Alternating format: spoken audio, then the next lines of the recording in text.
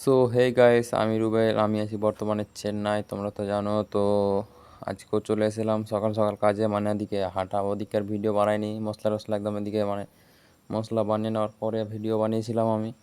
কারণ যেহেতু দুটা তিনটা হেল্পার আছে, আমরা আর তিনটা মিস্ত্রি, তো অনেক চাপ কাজের, বুঝতেই পারছো। আজকে এখানটা ঢালাই করে ঘোলা ভেঙে দিয়েছিলাম। ঘোলা ভেঙে দেওয়ার পরে চলে গেছিলাম বালি তুলতে এদিকে, মানে আজকে রাতভর বালি, মানে রাত 1টা পর্যন্ত বালি তুলবো। যাই হোক, মানে বালি না তুললে কাজ কাজ করতে পারবো না, সেই জন্য আমি সাইকেল দিকে চলে এসেছিলাম বালি তুলতে দেরি না করে। কারণ বালি এক গাড়ি পড়েছে, বালিটাকে তুলে শেষ করতে হবে, দুদিনে বালিটা শেষ হয়ে যাবে, তোমরা জানো। আর কিছুটা পাথর তুলবো, সেই জন্য দেরি না করে চলে গেছি। বালি পাথর তোলার জন্য নেমে গেছিলাম এদিকে।